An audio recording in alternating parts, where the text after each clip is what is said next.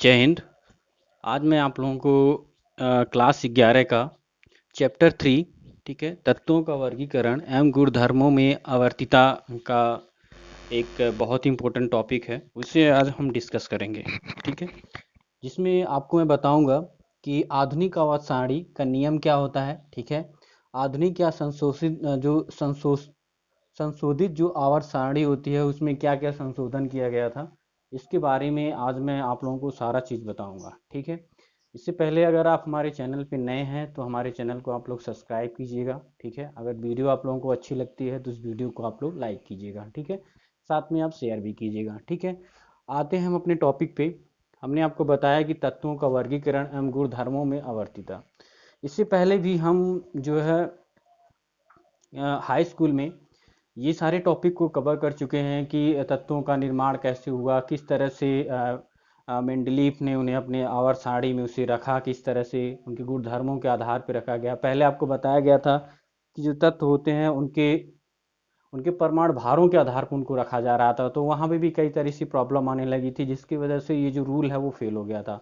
फिर उनके तत्वों के परमाणु क्रमांकों के आधार पर रखा गया, जिससे बड़ी आसानी से उनको हर एक तत्वों को स्थान मिला।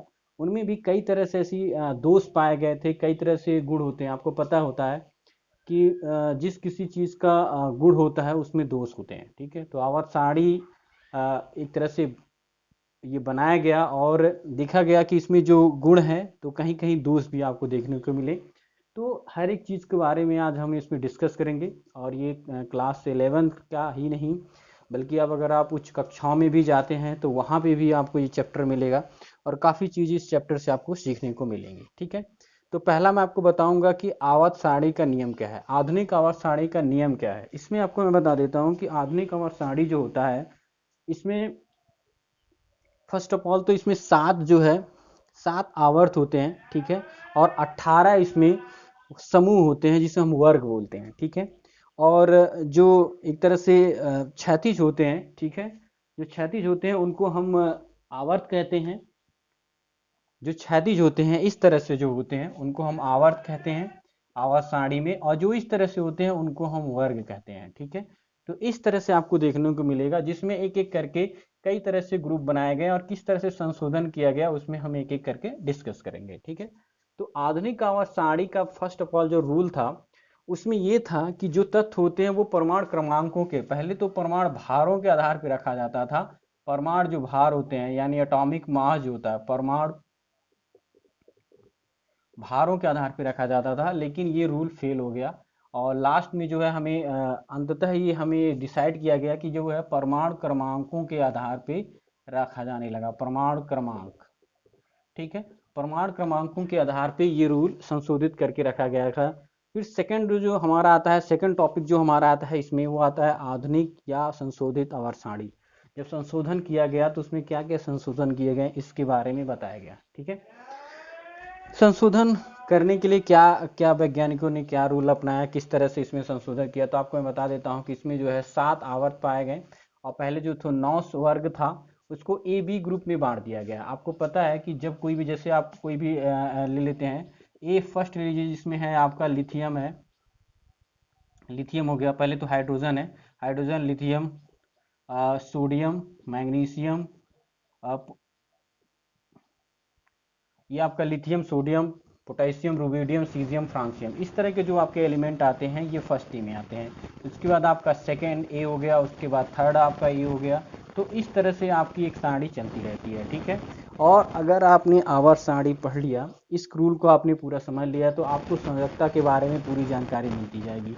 जैसे अगर हम लिथियम की बात करेंगे, ठीक है, अगर लिथियम की बात करें तो इसका परमाणु क्रमांक 3 होता है। ठीक है, तो जब भी हम इसका इलेक्ट्रॉनिक विन्यास करेंगे 1s2, ठीक है, और ये आपका हो जाएगा 1s2 एंड 2s1 हो जाएगा। ठीक है, यानी लास्ट कक्षा में इसके जो इलेक्ट्रॉन होंगे वो एक आएगा। इसी तरह से अगर हम सोडियम का करते हैं तो सोडियम का जो परमाणु क्रमांक होता है वो होता है 11। ठीक है, तो 11 करेंगे तो 1s2 2s2 2p 1s2 2s2 and 2p1 होगा।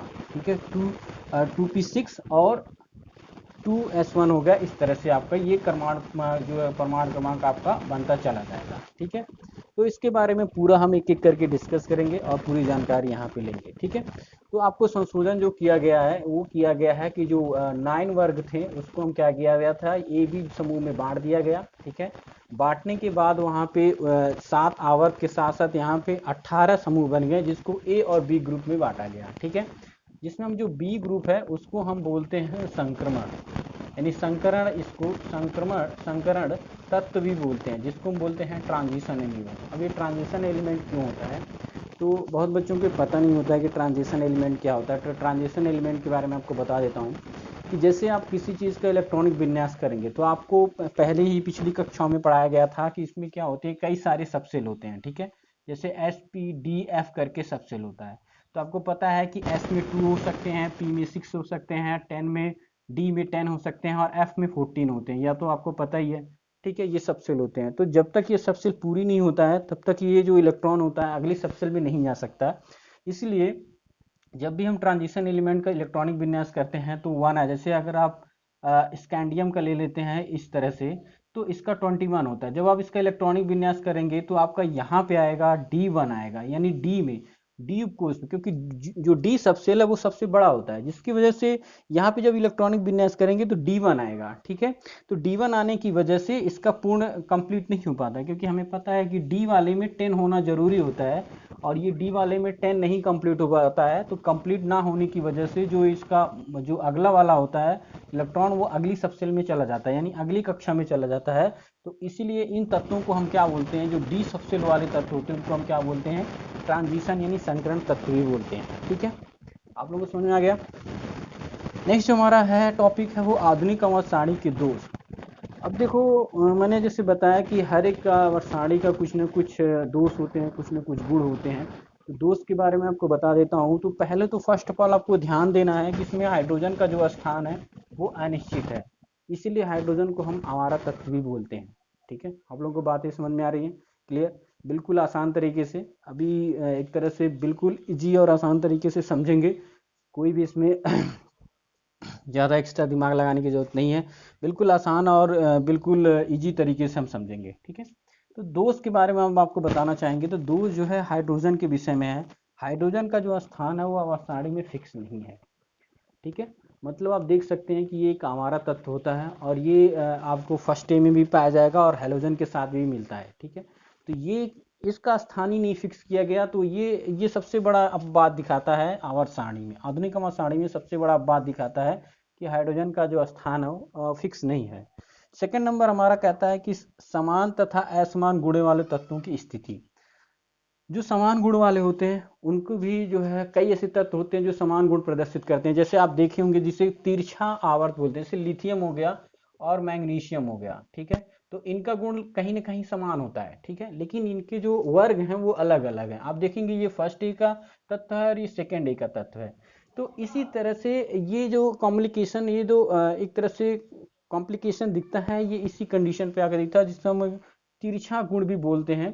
तो डायगोनली प्रॉपर्टी भी इसको बोलते हैं। तो ये कई सारी चीज़ें यहाँ पे दिखाई दे सकती हैं, ठीक है। तो ये असमान तथा समान गुणों वालों की स्थिति का भी अध्ययन नहीं कर पाते हैं। थर्ड नंबर है धातु तथा धातुओं का स्थान। कुछ ऐसे तत्व होते हैं जो धातु होते हैं लेकिन फिर भी जैसे अगर आप पी ब्लॉक में जाएंगे तो उसमें एक आवर्त में आपको सिर्फ धातु मिलेगा, कोई अधातु रहेगा, कोई उपधातु रहेगा।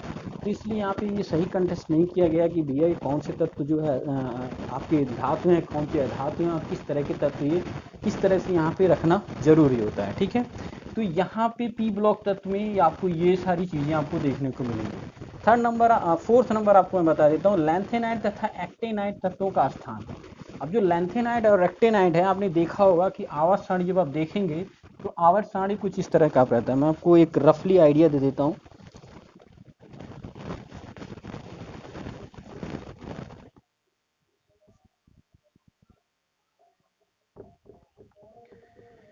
देखिए आवर्त सारणी जो आपका होता है वो इस तरह से बना होता है, ठीक है। यहाँ पे आपका इस तरह से और यहाँ पे आप इस तरह से आपका आवर्त सारणी बना होता है और यहाँ पे भी दो होते हैं जो यहाँ से निकल के आपके आते हैं, ठीक है। यहाँ पे यानी लैंथेनाइड एक्टेनाइड के तत्व यहाँ पे मिलते हैं आपको इस तरह से बने होते हैं। तो आपको मैं बता देता हूँ कि जो मेन आवर्त सारणी है आपकी ये है, लेकिन यहाँ पे ये लैंथेनाइड और एक्टेनाइड तत्वों का मेन आवर्त सारणी में स्थान ही नहीं मिला, जिसकी वजह से ये भी एक दोष है। और ये दोष की कैटेगरी में आता है, जिसकी वजह से बहुत बड़ा दोष दिखाता है कि लेंथेन और रेक्टेन तत्वों को मेन आवर्त सारणी में स्थान नहीं मिला। ठीक है, आई होप कि ये सारी जानकारी आप लोगों को पूरी अच्छे से समझ में आई होगी। ठीक है, और अगर आप हमारे चैनल पे नए हैं तो हमारे चैनल को आप सब्सक्राइब कीजिएगा, सपोर्ट कीजिएगा और वीडियो को लाइक करके आगे शेयर कीजिएगा। ठीक है, अभी के लिए बस इतना ही। कल हम इसके आगे डिस्कस करेंगे कि किस तरह से इनके गुणों में क्या क्या और दिक्कतें होती, क्या क्या और चीज़ें समान होती हैं, असमान होती हैं, गुण किस तरह से होते हैं। ये सारी चीज़ें हम नेक्स्ट वाली क्लास में डिस्कस करेंगे। तो अभी के लिए जय हिंद।